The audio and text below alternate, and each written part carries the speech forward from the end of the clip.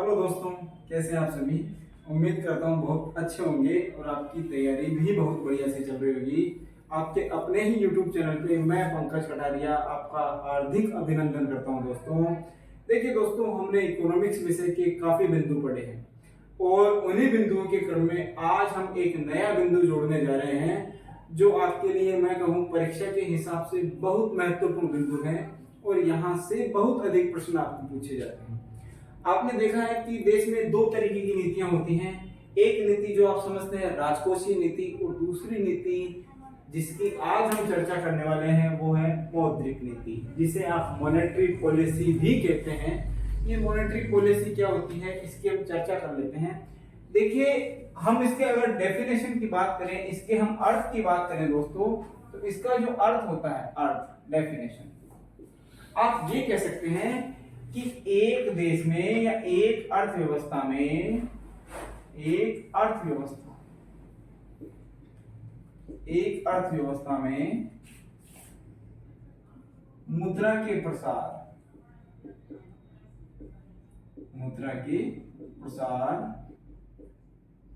तथा संकुचन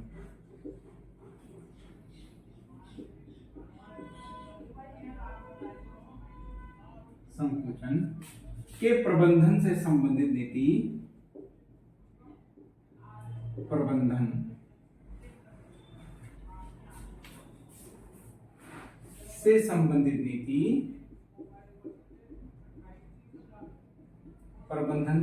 नीति मौद्रिक नीति कहलाती है।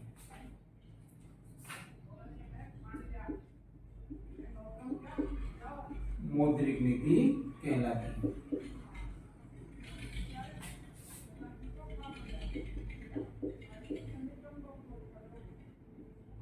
समझिएगा इसको। हमने कहा एक अर्थव्यवस्था में मुद्रा के प्रसार तथा संकुचन से संबंधित जो नीति होती है, संकुचन के प्रबंधन से संबंधित जो नीति होती है, उस नीति को मौद्रिक नीति कहते हैं। हम ये कह सकते हैं कि इस नीति के माध्यम से एक देश में मुद्रा की जो मात्रा होती है, दोस्तों, इस मात्रा को नियंत्रित करने का प्रयास किया जाता है। मात्रा को नियंत्रित करने का प्रयास किया जाता है। नियंत्रित करने का प्रयास किया जाता है ना, प्रयास किया जाता है। सिंपल रूप में हम ये कह सकते हैं कि ये नीति जो भी है, जिसे आप मौद्रिक नीति के नाम से कहते हो, इस नीति के माध्यम से एक देश की जो अर्थव्यवस्था है उसमें मुद्रा की मात्रा जो होती है उसको नियमित करने का प्रयास किया जाता है। हम कह सकते हैं मुद्रा की मात्रा के प्रसार और संकुचन को नियंत्रित करने का प्रयास जिस नीति के माध्यम से करते हैं उस नीति को हम मौद्रिक नीति कहते हैं। अब इसके आगे हम देखते हैं कि देखो, हर देश में एक केंद्रीय बैंक होता है, उसी तरीके से भारत में भी एक केंद्रीय बैंक है, केंद्रीय बैंक। और भारत में ये जो केंद्रीय बैंक है इसकी भूमिका कौन सा बैंक निभाता है? आरबीआई, केंद्रीय बैंक। भारत में केंद्रीय बैंक की भूमिका जो है किसके द्वारा निभाई जाती है? हम देख रहे हैं कि इंडिया में RBI, reserve bank of India, RBI के माध्यम से केंद्रीय बैंक की भूमिका निभाई जाती है। ये जो केंद्रीय बैंक होता है, ये देखिए, उस बैंक को आप केंद्रीय बैंक कह सकते हो देश में, जिसके द्वारा देश में मुद्रा की जो मात्रा है उसको नियंत्रित करने का, वित्तीय व्यवस्था को नियंत्रित करने का जो प्रयास जिस बैंक द्वारा भारत में किया जाता है उस बैंक को नाम है रिजर्व बैंक ऑफ इंडिया। अगर हम विश्व के हिसाब से देखें तो अलग अलग देशों में इस बैंक को केंद्रीय बैंक के नाम से जाना जाता है, केंद्रीय बैंक। या आप ये कह सकते हैं अलग अलग देशों की इस बैंक के अलग अलग नाम है। जैसे भारत में इस बैंक का क्या नाम है? रिजर्व बैंक ऑफ इंडिया है। भारत में रिजर्व बैंक ऑफ इंडिया केंद्रीय बैंक है। तो यही बैंक कौन सी नीति बनाता है? मौद्रिक नीति। अब सुनिएगा, अगर हम कहें भारत की बात, तो भारत में जो है इस मौद्रिक नीति को निर्धारित करने का कोई निश्चित सिद्धांत नहीं है। मौद्रिक नीति देश की आर्थिक स्थितियों, आर्थिक परिस्थितियां जो होती है उनकी बात करें, आर्थिक परिस्थितियों, समय, जिसे आप काल कहते हैं, समय के परिवर्तनों परिवर्तनों पर निर्भर करती है, निर्भर करती है। यानी कोई भी देश में मौद्रिक नीति किस पर निर्भर करेगी? एक जो देश होता है उसकी आर्थिक परिस्थितियों पर और उस देश का जो काल है, उस देश का जो समय है, उस पर निर्भर करती है। मौद्रिक नीति निर्धारण का कोई भी निश्चित सिद्धांत नहीं है दोस्तों। हम कहें ये नीति किसके माध्यम से? देश की आर्थिक परिस्थितियों के माध्यम से निर्धारित होती है। आपने देखा राजकोषीय जो नीति होती है वो साल में एक ही बार परिवर्तित होती है, लेकिन हम मौद्रिक नीति को जितनी बार चाहें रिजर्व बैंक उसे परिवर्तित कर देता है। किसके अनुसार? देश की आर्थिक परिस्थितियों के अनुसार, देश के समय के अनुसार इसे परिवर्तित कर दिया जाता है। हम ये भी कह सकते हैं कि मौद्रिक नीति स्वयं एक उपकरण है। मौद्रिक नीति क्या है? स्वयं एक उपकरण है। स्वयं एक क्या है? उपकरण है। मौद्रिक नीति मुद्रा के नियंत्रण का स्वयं एक उपकरण है। स्वयं एक उपकरण है। यानी देखो मौद्रिक नीति क्या है? एक उपकरण है। किसका? मुद्रा की मात्रा को नियंत्रित करने का एक उपकरण है, जिसे आप मौद्रिक नीति के नाम से जानते हैं। फिर हम बात करते हैं कि मौद्रिक नीति के निर्धारण का दायित्व आपने देखा देश के केंद्रीय बैंक के ऊपर होता है। और केंद्रीय बैंक भारत में कौन सा है? हम देख रहे हैं कि भारत में जो केंद्रीय बैंक है वो आरबीआई है। और इस आरबीआई के माध्यम से देश में कौन सी नीति? मौद्रिक नीति निर्धारित की जाती है। आगे हम देखते हैं। देखो हमने देखा कि मौद्रिक नीति क्या है? स्वयं देश की जो हम कह सकते हैं मुद्रा की मात्रा को नियंत्रित करने का एक उपकरण है। इसे आप ये भी कह सकते हैं कि आर्थिक उद्देश्यों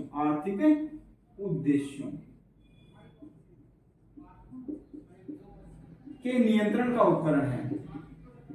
आर्थिक उद्देश्यों की प्राप्ति, ऐसे लिख सकते हैं, आर्थिक उद्देश्यों की प्राप्ति का एक उपकरण है। देखो ज्यादा कुछ विशेष नहीं है। हम ये कह सकते हैं कि जिस नीति के माध्यम से देश की मुद्रा की मात्रा को नियंत्रित किया जाता है उस नीति को मौद्रिक नीति कहते हैं। ठीक है, अब हम इसके उद्देश्यों की तरफ चलते हैं कि मौद्रिक नीति की हकीकत में क्या क्या उद्देश्य होते हैं, किन किन उद्देश्यों को लेकर मौद्रिक नीति निर्धारित की जाती है। तो अब हम इसके उद्देश्यों की बात करने वाले हैं कि उद्देश्य क्या क्या होते हैं मौद्रिक नीति। तो देखिए दोस्तों, मौद्रिक नीति जो रिजर्व बैंक द्वारा, केंद्रीय बैंक द्वारा निर्धारित की जाती है, इस नीति का पहला उद्देश्य होता है कीमत स्थिरता लाना। कीमत स्थिरता लाना। अब ये कीमत स्थिरता क्या होती है समझिएगा। देखो हम देखते हैं कि देश में कभी कभार वस्तुओं के भाव अचानक बढ़ जाते हैं और कभी अचानक गिर भी जाते हैं। ऐसी परिस्थिति देश में अगर पैदा होती है तो व्यापार से लोगों का विश्वास डगमगा जाता है। उस देश की अर्थव्यवस्था से लोगों का जो व्यापारी उनका विश्वास उठने लगता है। इसीलिए रिजर्व बैंक ये काम करता है कि देश में वस्तुओं की जो कीमतें बनी हुई हैं उनको स्थिरता यानी उनमें एक ऐसी हम कहें परिस्थिति बना के रखने का प्रयास करता है कि ना तो कीमतें ज्यादा घटे और ना कीमतें ज्यादा बढ़े। ये काम किसके द्वारा किया जाता है? हम कह सकते हैं रिजर्व बैंक के द्वारा किया जाता है। कि मौद्रिक नीति का जो पहला उद्देश्य है वो यही है कि कीमतों में क्या बना के रखी जाए? स्थिरता बना के रखी जाए। सुनिए समझिएगा। दूसरा जो उद्देश्य है वो है पूर्ण रोजगार की प्राप्ति। पूर्ण रोजगार की प्राप्ति। सुनिए दोस्तों, देखिए दोस्तों, हमने कहा मौद्रिक नीति कौन बनाएगा? आरबीआई बनाएगा, रिजर्व बैंक ऑफ इंडिया बनाएगा। ये रिजर्व बैंक ऑफ इंडिया क्या करता है? जब भी मौद्रिक नीति बनाता है तो उसका ये उद्देश्य होता है इस मौद्रिक नीति बनाने का कि वह देश में कैसी परिस्थिति पैदा करे, ऐसी परिस्थिति पैदा करे कि देश के सभी व्यक्तियों को क्या प्राप्त हो सके? रोजगार प्राप्त हो सके। कोई भी व्यक्ति बिना रोजगार के नहीं रहे। अब हम इसका एक नॉर्मल तरीके से ये कह सकते हैं कि वह देश के जो प्राकृतिक संसाधन है, प्राकृतिक जो संसाधन उनका संतुलित प्रयोग जो होता है, प्राकृतिक संसाधन का संतुलित प्रयोग करने के लिए भी वह ये मौद्रिक नीति बनाता है। देखिए जब प्राकृतिक संसाधन है, अगर व्यक्ति उनका सही तरीके से प्रयोग करेगा तो सभी व्यक्तियों को किसकी प्राप्ति होगी? पूर्ण रोजगार की प्राप्ति होगी। ठीक है। तीसरा उद्देश्य क्या है? आर्थिक स्थिरता लाना, आर्थिक स्थिरता लाना, आर्थिक स्थिरता लाना। सुनिए, देखिए समझने का प्रयास कीजिएगा दोस्तों। यहां से क्वेश्चन बनते हैं कि इनमें से मौद्रिक नीति का कौन सा उद्देश्य है, कौन सा नहीं है। ये आर्थिक स्थिरता क्या होता है? अभी हमने कहा कि देश में अगर कीमतें कभी घटेंगी कभी बढ़ेंगी, यानी अनिश्चितता बनी रहेगी, तो देश का जो व्यापारिक तंत्र है वो फेल होने का डर हो जाता है। व्यापारियों को उस समय देश की जो व्यवस्था है उसमें विश्वास उनका डगमगा जाता है। तो इसीलिए रिजर्व बैंक क्या करता है कि उन कीमतों को नियंत्रित रखने का प्रयास करता है। अगर कीमतें नियंत्रित रहती हैं तो देश में जो स्थिरता का माहौल है, देश में हम कहें विकास का जो माहौल बना रहता है वो कायम रहता है। सिंपल सी बात है कि अगर ये कीमतें स्थिर रहती हैं तो देश में आर्थिक स्थिरता का माहौल रहता है, व्यापारियों का देश की व्यवस्था में विश्वास बना रहता है और वह निरंतर रूप से अपनी व्यापारिक गतिविधियां जारी रखते हैं। नेक्स्ट जो है वो है विनिमय दरों में। घबराइएगा मत, अभी समझाएंगे आपको क्या होती है विनिमय दर। विनिमय दरों में स्थिरता लाना, स्थिरता लाना। समझिएगा दोस्तों।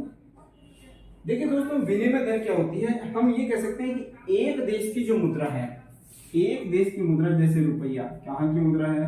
भारत की। इस देश की मुद्रा का दूसरे देश की मुद्रा में, जैसे डॉलर, जैसे डॉलर, एक देश की मुद्रा का दूसरे देश की मुद्रा में जो परिवर्तन अनुपात होता है उसे विनिमय दर कहते हैं।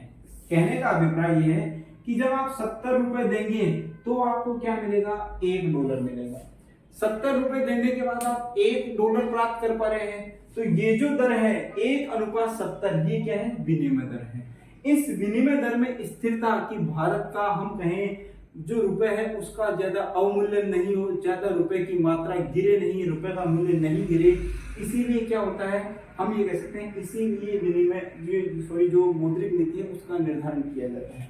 तो मौद्रिक नीति का एक उद्देश्य क्या है? विनिमय दरों में स्थिरता बना के रखना।